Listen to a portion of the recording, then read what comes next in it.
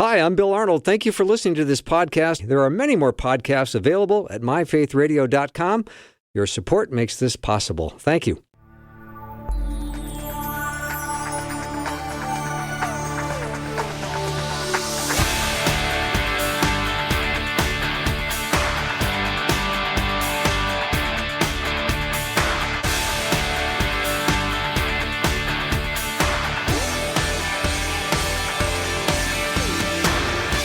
And a warm welcome to the afternoon show. I'm Bill Arnold, and I hope you've had a great week, and I hope you've had a good day. And here we are. It's end of the week, and I've got Todd Mulliken across the studio from me. And every time Todd comes in, I always learn a lot, and I know you do the same. So we're going to talk today about relationships that need a little bit of repair. And then also I've asked Todd to remind us of the 5 A's and the 5 P's when it comes to having the best you show up in a relationship. So that's the plan for this hour. Todd is a professor, he's a counselor, he's an author, and you can learn more about him at toddmulliken.com if the website is up and working. Is it? Yeah, it is. Have you checked? I had to check about book orders and stuff. So it's working. It's working. All right. Yeah, it's updated and fresh. Okay, I'm always reluctant to bring it up if it's down. You know what I mean? Appreciate you don't pay the bill. Your consideration on it. Yeah, I mean, to me, it's a big deal. It should be. You know, if you're going to be in business, it should be up and running. Well, and I spent a lot of time trying to figure out the name of my business too. You know, what'd you land on? Todd.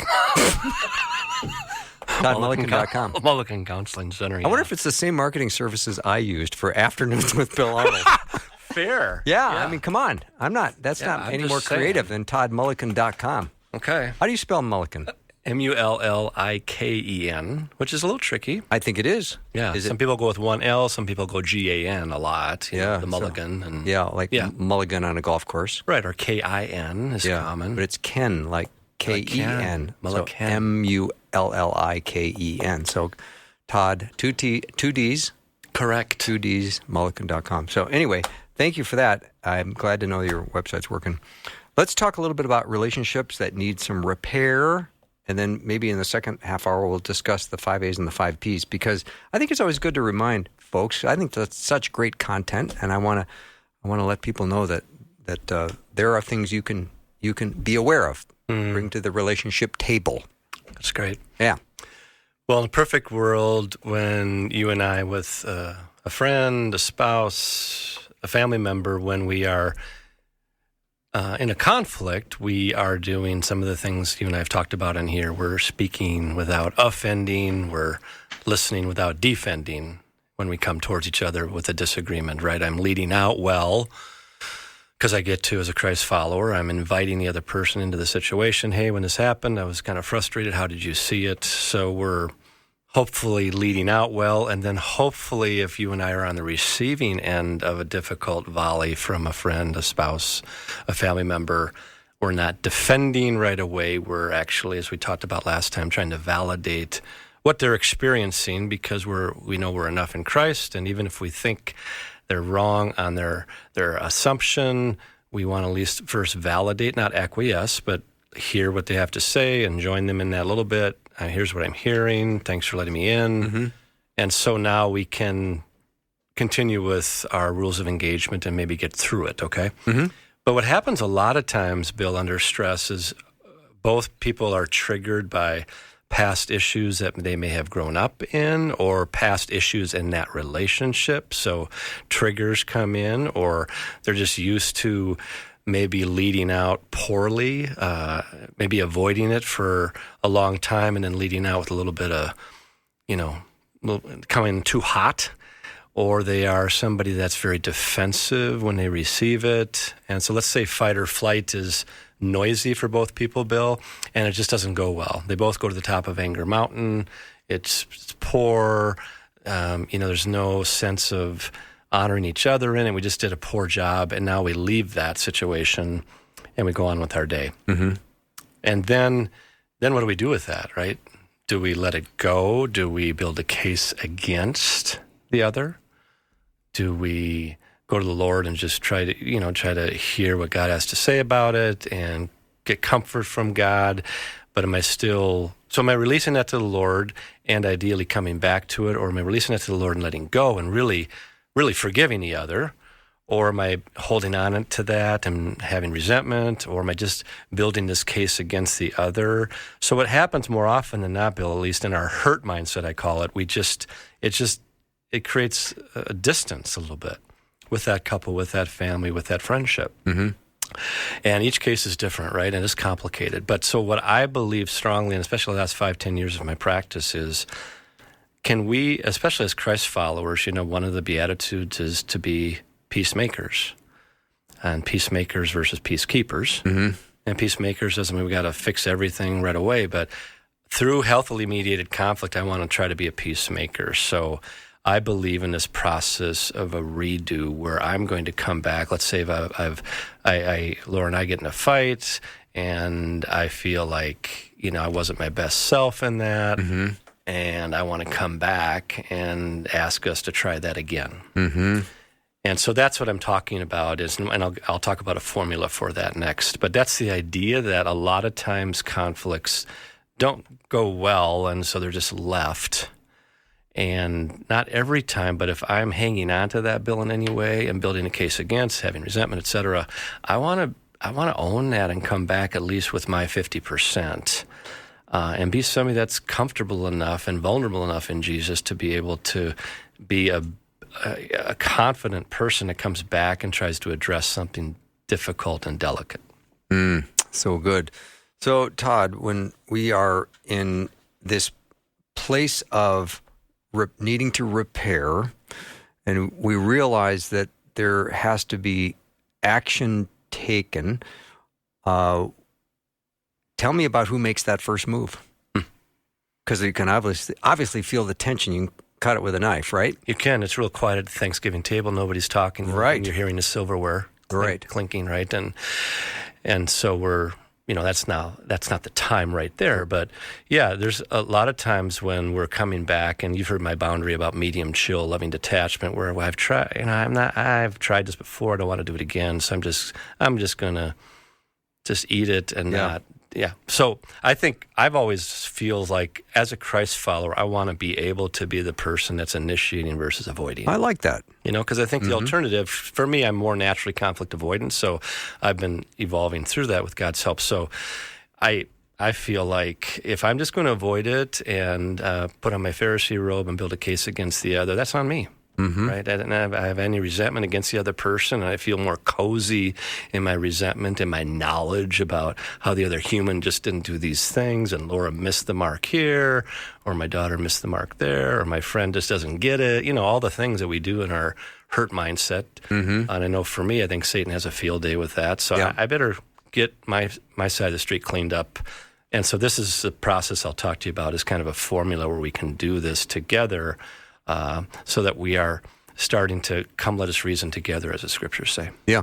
So, Todd, let's say you and I had a fight, and all of a sudden you feel hurt, and, a couple months later, you want to bring it up, and I'm thinking, oh, I let that go a long time ago. I didn't know you were still walking around feeling bugged. Yeah. That's a great example and a common point. Yeah. So we may be in different time zones. Yeah.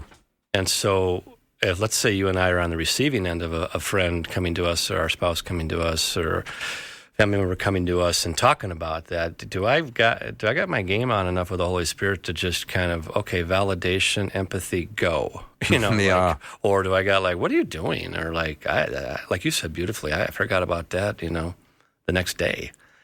So, when we're on the receiving end of that initiative, Bill, I think it's trickier. When I've got some time to prep and know I'm going to come towards Laura and say, hey, would you mind trying this again? Here's what I was frustrated by. Would you mind us giving that another shot? It's hard to initiate something, I think, for me, especially as an avoider. Maybe some of your listeners can identify with being avoiders, or maybe some of the listeners are more like, let's get after it and fix it, Mm-hmm. But I think it's trickier when you're on the receiving end, like you're saying, right? All of a sudden your friend comes to you, or I come to you and want to talk about it, and whoa. Oh, you weren't ready for that. Right. Yeah. And I wasn't in your devotional that morning. Right. So Here we go. And now we got a little side swipe. And So I think it's just good to know we get to be on our toes, knowing we've got in our back pocket a formula to embrace a process of redoing that situation or repairing that situation. Mm-hmm. Todd Mulliken is my guest. Todd, a question just came in. What happens when you try, but some of the old words come out? So you want to be calm, but you start using the old words. Yeah, I love that. Isn't that a great statement. question? So good. Yeah. Because that's what's more normative, right? Oh, the old language is there, and we've prayed it up, we're good to go, and then all of a sudden, whoa, the old stuff comes back. And, when we get scared, because that's usually what's happening, there's some inhibition or some fear, then we all have, whether it's little t or big T, a little trauma or a big trauma, we have these triggers that happen to us. And some of us have a hyperarousal trigger where we're really we're kind of lit up when our mind is going back to that situation. Now we're in that, we've prepared for it, but now we're in it, and all of the brain wiring and the fight or flight is coming back in a rush, and we have hyperarousal, it's called. So we're really engaged. At our worst, we're maybe a little bit ragey at sometimes, or maybe a little bit too angry too quick. And some of us have another trauma trigger, Bill, what's called avoidance or numbing, where we're communicating, all of a sudden we're freezing. We're just shutting down, and we've lost our words, or we don't know what to say, or we have a flat affect and we're stuck. Yeah.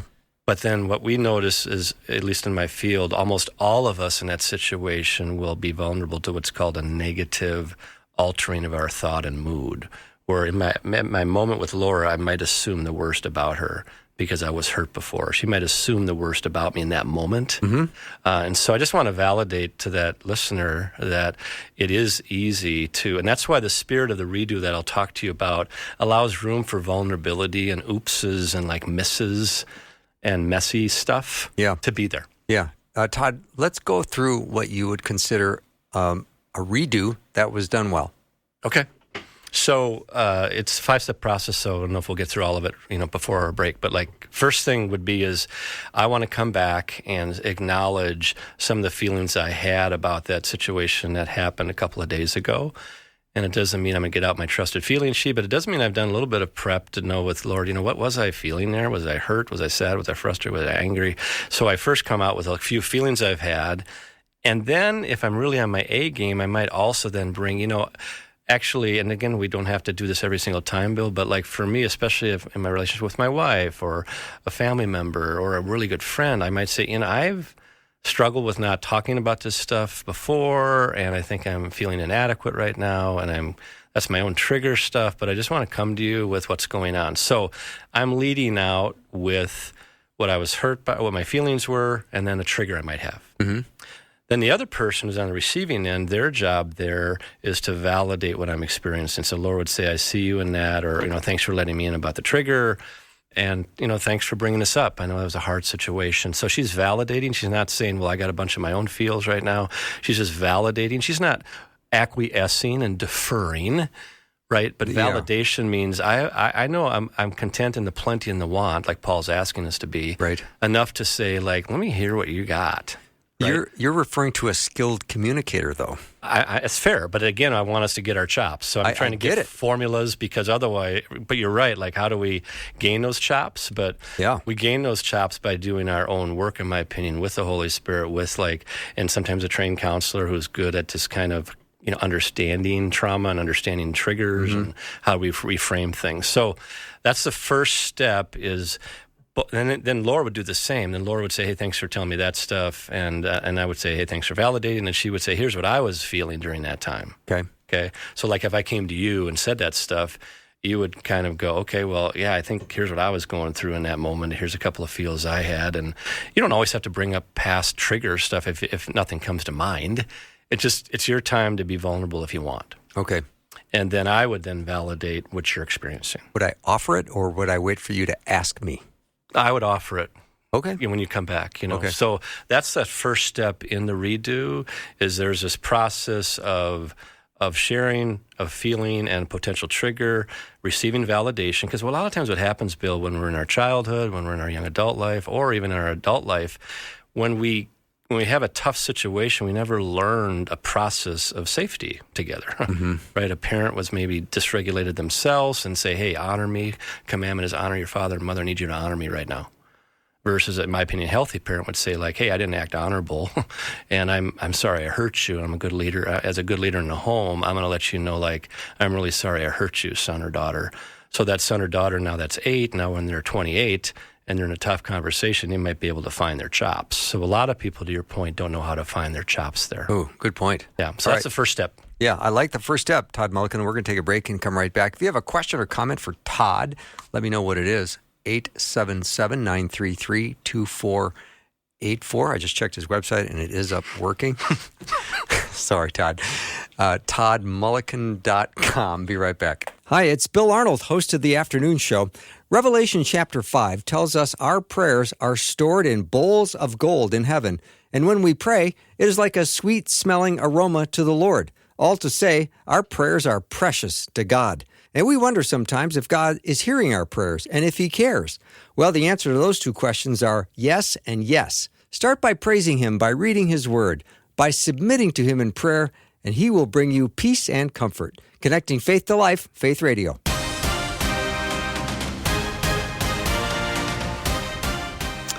Todd Mulliken is my guest in studio. We're chatting about relationship repair. In the second half hour, we're going to talk about the 5 A's and the 5 P's. So, Todd, you're going to give me 5 points. We've got 1, which is acknowledge feelings. That was what we just talked about before the break. That went great. What's number 2? Number 2 then is that backside. I'm going to validate the other person's feelings. So the first 2 steps is a mutual process of each person talking about what they were feeling in the fight, and maybe a moment of reflection, like especially for the person coming back to it. I like to come back with vulnerability enough to say, like, yeah, and I think I've been eating this too long and building a case against you, hon. That's on me, and that's my pattern of avoidance, and I know you know where that comes from. We love each other. We figured that out. So I'm letting her in versus like just not saying any of that stuff. So then Laura validates what I was going through. Then I ask her, and how about you? What were you going through? Now, in a perfect world, as a couple, we know we've got this skill. We've got this tool in our toolkit to draw from. So then the second step is she does the same thing. So the first 2 steps are sharing feelings and a trigger, and then the second step is validating the other person. So now we've had this, it could go worse than that, right? At least both people are feeling heard and validated from it. So that's kind of steps 1 and 2. Okay. Make sense? Yeah, it does. So now what happens next is a 2-step process. Step 3 is I'm going to now accept responsibility for my part in that. Now, that part might be very, very small, but research says like when you do repairs where both people acknowledge the big piece of it or even the small piece of it, it helps bring a sense of mutual accountability to it.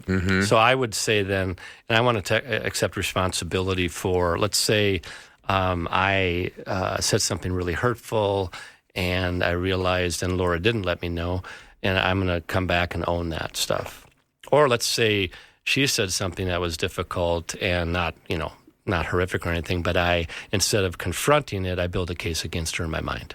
And I want to confess that. I want to come back to it. So whatever your lead out is, whether you're leading out with something that you're hanging on to that the other person did to you, or God has revealed to you, like you got to need to ask for repair. You need to go ask for forgiveness for this piece.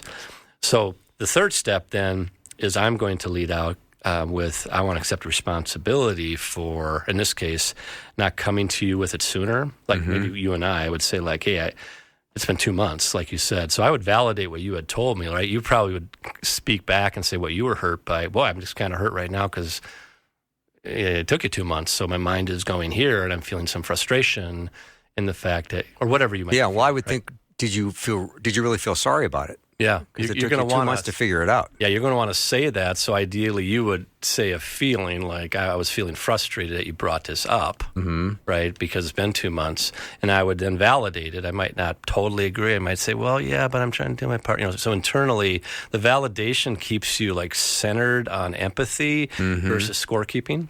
Make sense? So now It does. So now we're in that next step, that third step, which is accepting responsibility for what I've done. And so I would say, like, I needed to come back earlier to you on that. And I want to accept responsibility even right now, Bill, for bringing it up 2 months later without giving you some forewarning.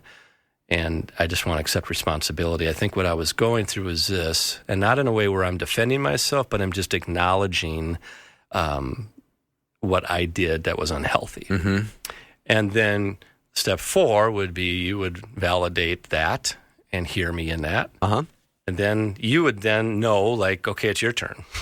Now, you might have a small piece in it, right? You may not, there's plenty of cases out there, Bill, when people might be listening, we're like, golly, I'm in a tough situation. And, I've been with somebody that hasn't really owned their part ever, and now they're trying ones, and I don't know if I'm ready, and the thing they're bringing up, I can't even think of anything I might have done wrong, right? Mm-hmm. That could happen, right? Yeah, right. So I'm not asking people to fake it. I'm not asking people to go 50-50. I'm just asking people, like, in the spirit of owning our part, is there anything maybe, like I can think of situations that come to my mind where, let's say I've got somebody in a marriage that's been very narcissistic for a long time, but he or she is really doing the work. Mm-hmm. They're really working on empathy. They're really working on understanding their own early childhood trauma that made them vulnerable to recreate a really unhealthy home because that's what they grew up in. They're not blaming their past. They're just understanding, and they're feeling led by God to really try to make some transformational changes.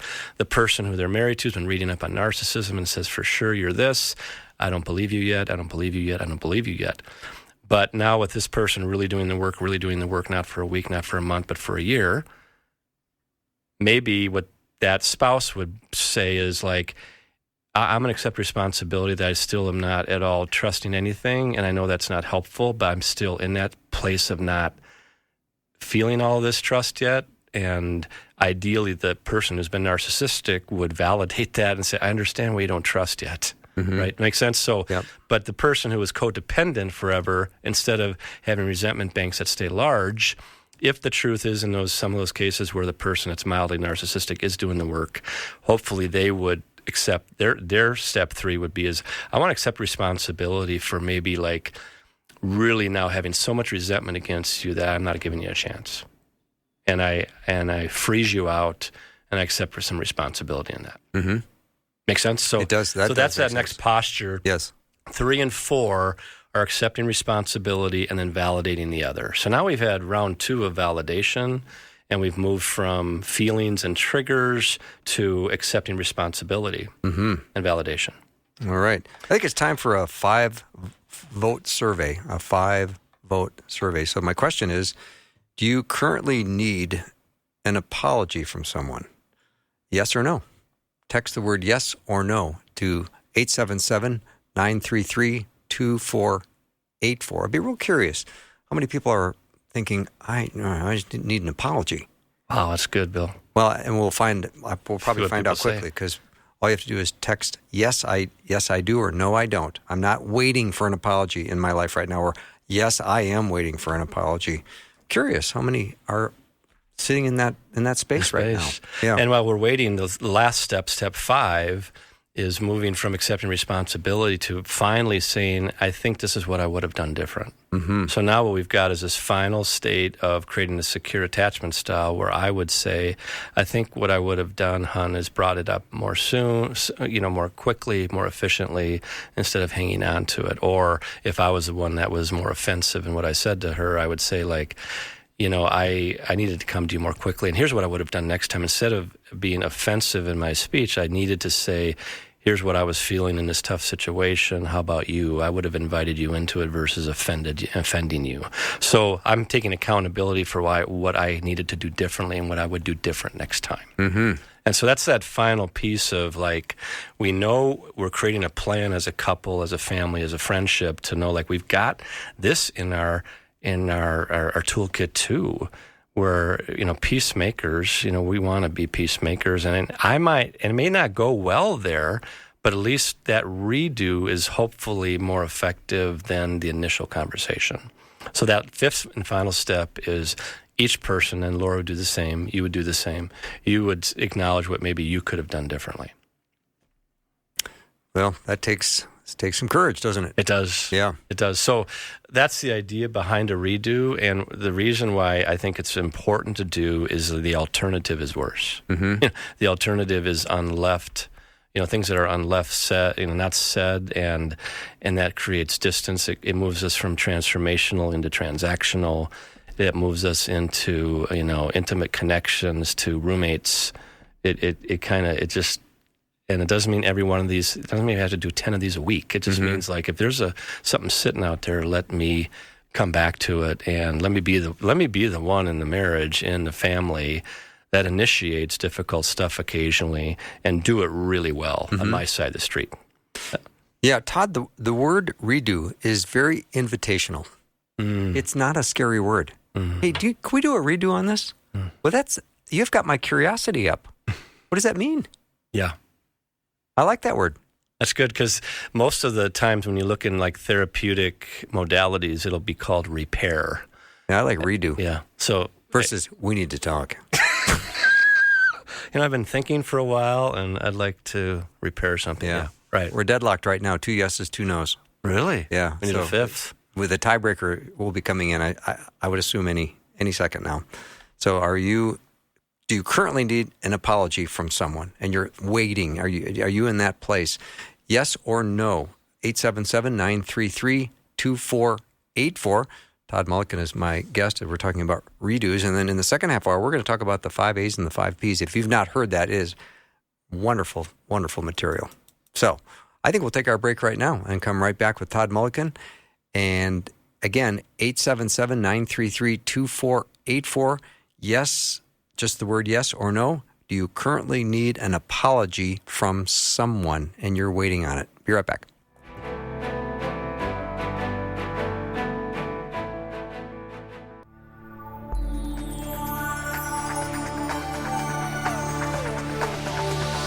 It's the afternoon show with Bill Arnold.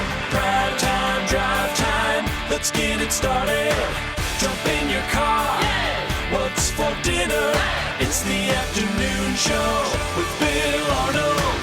Todd Mulliken is my guest. He's here in studio. And Todd, I've already got a request for you to summarize the 5 steps again. So I'm going to make you do that. So this is a redo. Like it or not. So we know as Christ followers we want to be peacemakers. So let's say God's put on our heart we've offended somebody, or we're feeling like we need to talk about something that's happened, and we want to ask for a redo. Yep. So the first step is each person acknowledges their feelings during that conflict they had, and they also get to acknowledge a trigger they might have felt. Like, for example, I've worked with many people where when the person shuts down on them, they then feel rejected or abandoned, and that's their own issue from their past, and now they've made an assumption that you are rejecting me. You are, you've abandoned. You've abandoned me. Versus like, no, they're quiet in it and they're working on their own stuff. So it makes sense. So the first step is each person gets to share what they were feeling in that argument, in that disagreement. Okay. Are there rules of engagement in that first step? Of course. Because yes. Let me say what my feelings are. Period. Yeah. But if you start and say, well, I was feeling a little agitated. Well, I can't believe you were feeling that. Yeah, remember step 2, so the person's got the floor in step 1. Each person has a floor. All right. Step 2 is validation of the other. It's not like, it's not like, well, you're not seeing that right. It's not trying to correct the other. Remember, it's not being defensive. It's validating the other person, what they're going through. And you might not agree with everything they're saying, but let them say it. And these are their own feelings. Now, again, the feeling statements aren't meant, I feel like you're a loser and an idiot and you're a horrible human. The feelings are like, I was sad when this happened. I was feeling really overwhelmed. I was feeling rejected. I was feeling hurt. So I'm just acknowledging what I was feeling. And sure, that involves the other person. But, hopefully you and I, if we're on the receiving end of that, we're going to wait for our turn, but we're going to learn that skill that I talked about last time in here, the skill of validation. It's a very elusive skill. People are more apt to defend, build a case against. So step 2 is validating the other with what they just said. Make sense? Mm-hmm. Step 3 then is accepting responsibility for what we did in that argument. And just acknowledging, I think this is what I was going through, but I want to accept responsibility for that. That wasn't healthy for our situation there. And that's on me. and then the other person does the same, even if it's a little bit. They're looking for something that they did that was their part, and they own it. And then step 4 is both people validate each other in that. So now we've had a couple of moves of vulnerability, of acknowledging feelings and triggers, as well as what I take responsibility for. And then both of those moves are met with validations, and that gets us through step 4. And the final step is each person saying what they would like to have done differently, and what would they like to do different next time. And so in that can go a lot of ways, Bill. But the point is we're believing as a dyad here, as a brother sister, as a couple that's married, as a dating couple, as a friendship. We're making this agreement like, this was good. Thanks for doing this work, and thanks for looking at what you could be doing differently. It really helps to know that I know, like Laura will do her part differently. And I'm sure it helps her to know, like, I see that Todd's really doing the work and he wants to do his part differently. And there's genuineness in that. Mm-hmm. So the alternative is worse. It's not going to be perfect, but it's an attempt of coming and trying to reason together, and our call as a Christ follower, that made the Beatitudes cut. It made the cut. It did, didn't it? Right? Blessed are the peacemakers, not peacekeepers, not Pharisees, but peacemakers. And so it doesn't mean we got to look for it all over the place. It just means we get more comfortable and content with this kind of process. So it doesn't mean everybody has to do these 5 steps. I'm just trying to give people a formula that can help them. And I think it's even cool to say in a non-conflictual time, like, hey, I've heard about this idea of redos, and is this something we could do together as a couple or as a fam if we need to? And here's what they are, and just talk about it outside of the heat of battle. You know what I mean? That we know we get to do this kind of process together if we need to. And then maybe even acknowledge what our process has been already. Because sometimes families kind of get after it. Sometimes they avoid it all the time. Sometimes there's one person that's a fighter and the other 2 are flighters. Everybody's got a personality style in that. What if the person is sarcastic by nature, and what the person really needs to hear is, in the redo, is, I apologize for being so sarcastic. Big time. And that's what they are. That's what they do. It's how they talk. Right. So they get to realize, like, 2 things need to happen. The person that's sarcastic all the time gets to realize there's a place for poking fun when it's with somebody that knows that's who you are. In a safe environment. Yeah, I agree. But there's also that same, most traits you and I have as a blessing side and a shadow side in general. And I don't think like every little bit of sarcasm always has 400 meanings behind it and it just shut up all the time. I agree. But I also mean like sarcasm can really be very offensive to people.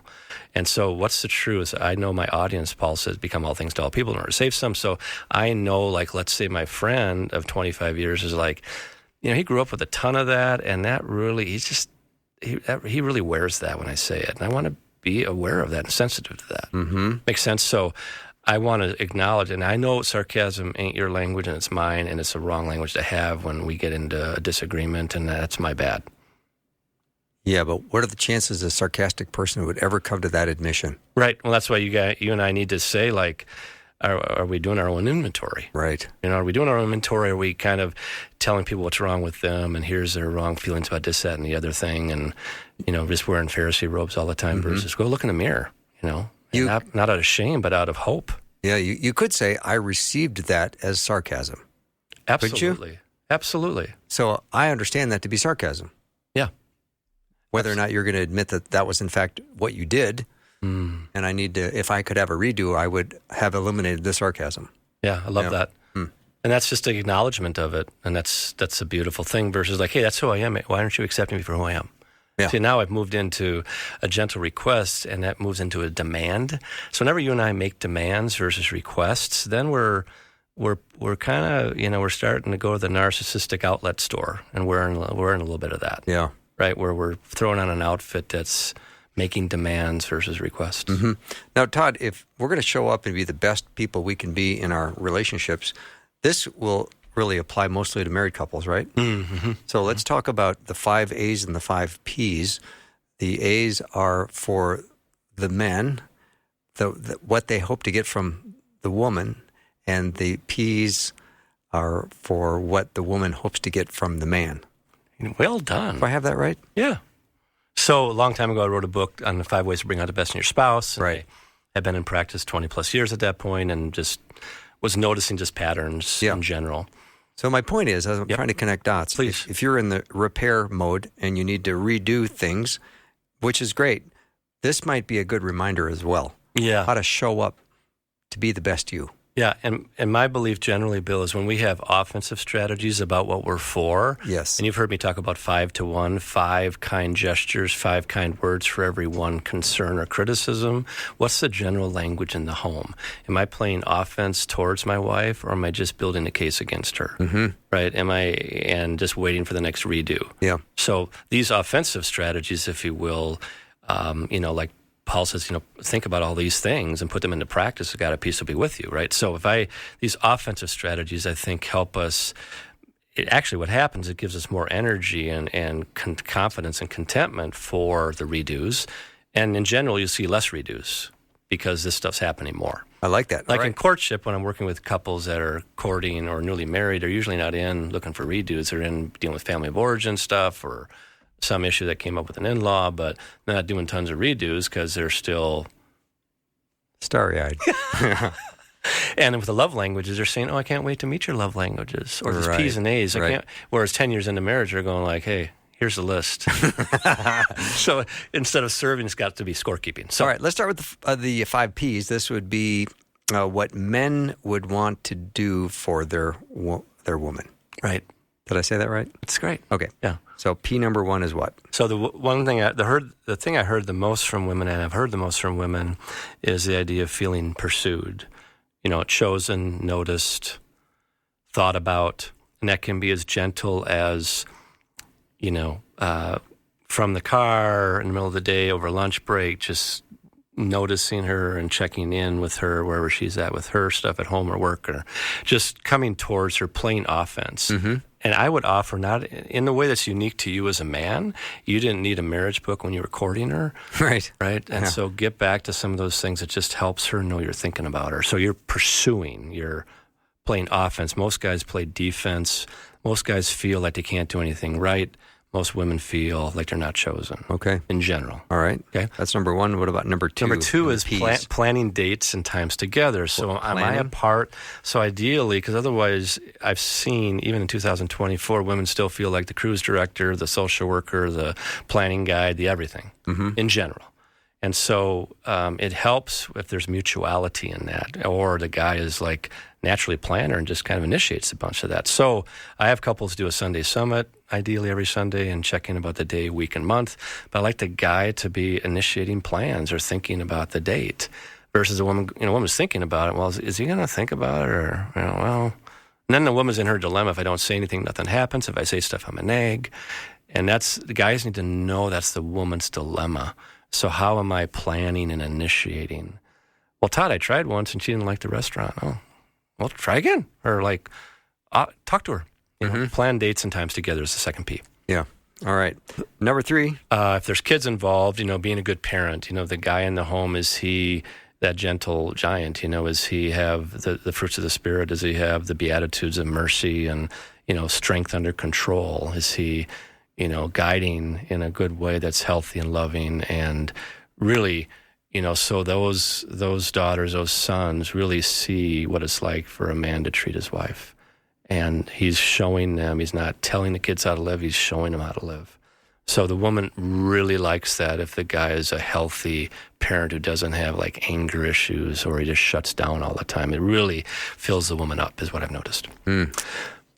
All right, number 4, Todd Mulliken. Is protection, and protection comes in one of 2 ways. The first protection is if the guy is more a fighter under stress, then usually the woman wants protection from his anger. Mm-hmm. If the guy is kind of nice guy, laid back, chill guy, usually he has a dominant mom, and the woman wants protection from his mom. Because the mom ends up the mom-in-law kind of ends up meddling a little bit too much, and the woman feels like that my dude is choosing his mom over me. So I usually say to the guy, and maybe I've said this before to you, here's a knife, you can cut off one of your fingers, or you can call your mom and just have a hard conversation about what happened at Thanksgiving and tell her you love her, you're for her, but hey, Susan was kind of hurt by what you said, and so was I, and we love you, we're for you, but that was really hurtful. That guy he's going to tell me where's the knife. I'm just kidding, but That's really a hard conversation. Yeah. But the woman feels protected, not because she wants him to hate his mother, but she just felt in that moment he's not asking her to just deal with mom. He's dealing with mom in a very respectful, honoring way, but being assertive. All right. Thank you for that. Number 5, Todd. Is being present. So if I'm home, am I really home? Am I available emotionally, spiritually, right? Yeah. Am I home or am I... You're in your man cave with your 85-inch TV. Right, and some women say, go down to the man cave and come back up in an hour, please. So it's not like you always got to be like lighting a candle, be present, Right. talk about your feelings 100 hours a day. That'd be weird. But you're just present versus like shut down or... you're just checked out. Mm-hmm. The Golf Digest matters more than the next date. Right. When your next tea time is more than your next date. You're just not really present. You're just kind of complacent, which doesn't mean you're a horrible human, but just means like the woman's kind of going, oh. So just love it when the man's present and available. All right. We'll take a little break and come right back with Todd Mulliken. We're going through the 5 Ps, and we'll come back with the 5 As. That's all next. We want to pray for you. We all need prayer. We would love to pray for you. The Faith Radio team is serious about prayer, and we pray for specific listener requests every week. Share your prayer requests with us anonymously and securely on our website at myfaithradio.com.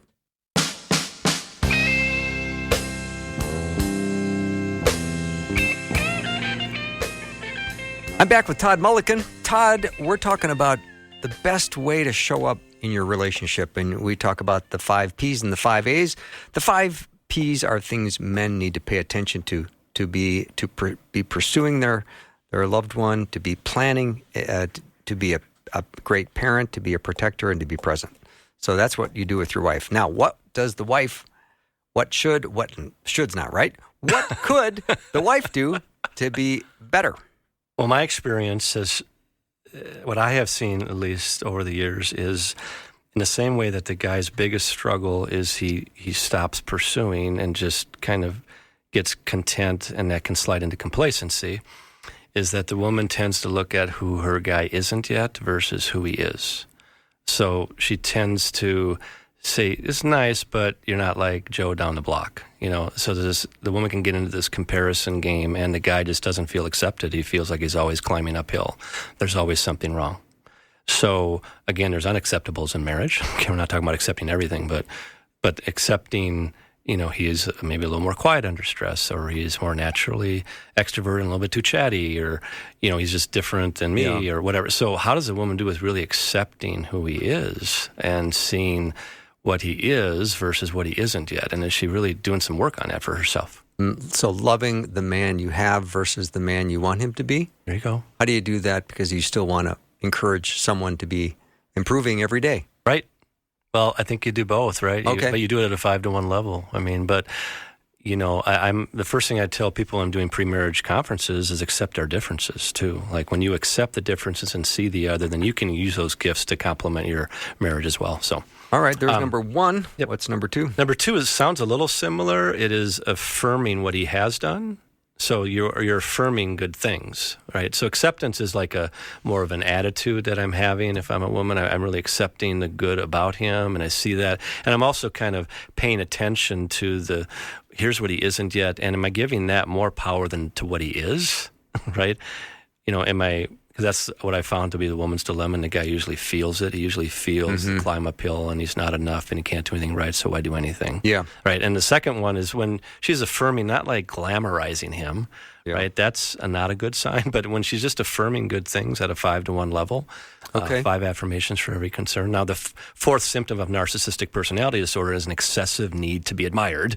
So we're not talking about that. We're not talking about a man or woman who has this need to be admired, but rather like, oh, it's nice. Yeah. Makes sense. There's a big difference. Yeah. Well, how can Laura be affirming to you if you're still wearing the shirt with the mustard stain on it? Well, she would say, I love you, but change your shirt. Okay. All right. All right. You're not so it's not like, why don't you notice in the mustard stain? I've been sitting here for... Okay. I love it. So you're not going to take that personally? I hope not. If I do, then my skin is thin, and maybe there's a reason my skin is thin. Yeah. Okay, good point. Yeah. No, it's good. All right, what's number 3? Number 3 is affection. And so what that means is whether it's sexual or non-sexual touch, it's just understanding in general, the male tends to feel closer to his wife after they've had intimacy of snuggling or having some physical connection. Doesn't need to be sex, but that physical touch sometimes can make the guy feel closer. And so that can be an issue, right? So it doesn't mean this should feel obligatory and a have to, but ideally it's a get to because the marriage is going well. But there will be times when it feels like, hey, I just know this is important for him, so I get to initiate some of that, and then the man needs to be respectful in that. So we can talk for an hour about that, but in general, one of the things that helps the guy is to know that there is some type of affection that's going on, whether it's sexual or non-sexual. Okay.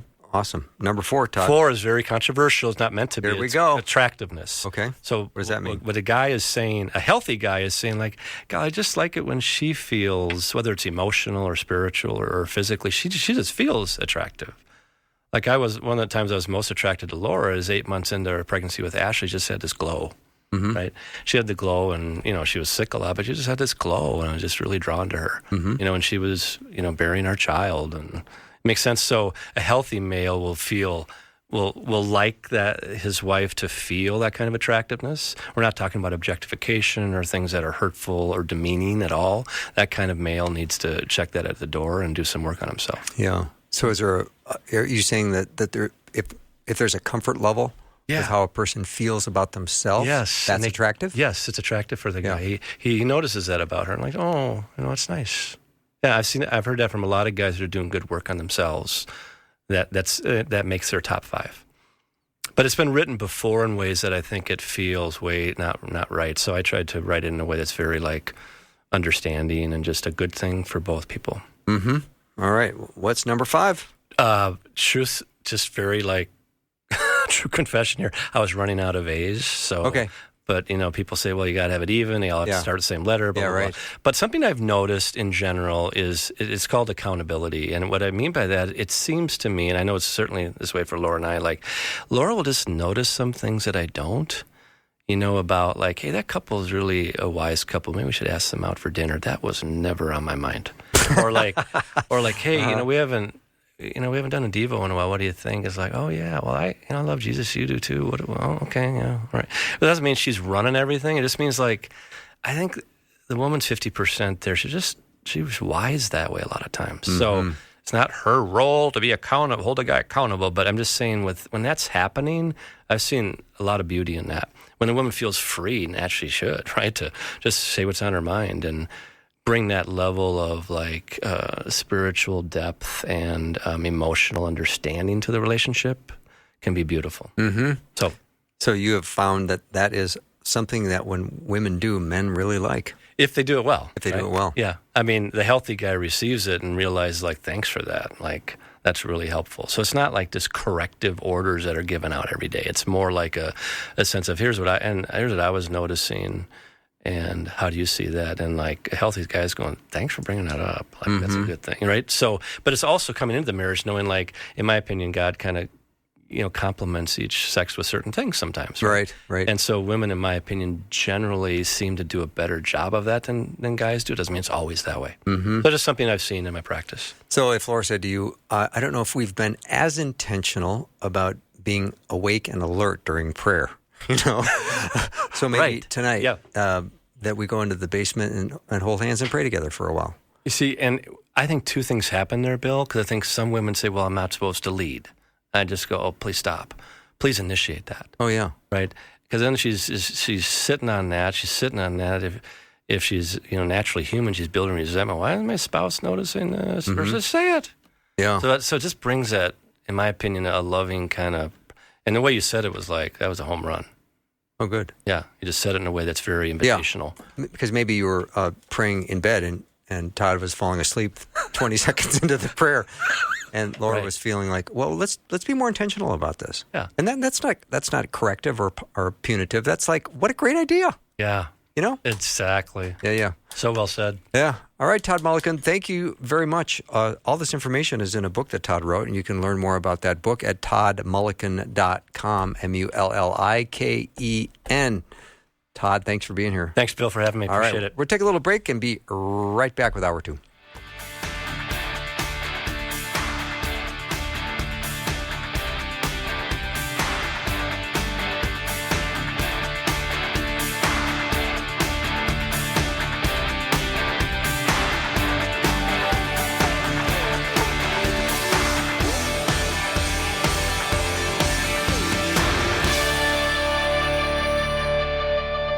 Thanks for listening. Programming like this is made available through your support. Information available at myfaithradio.com.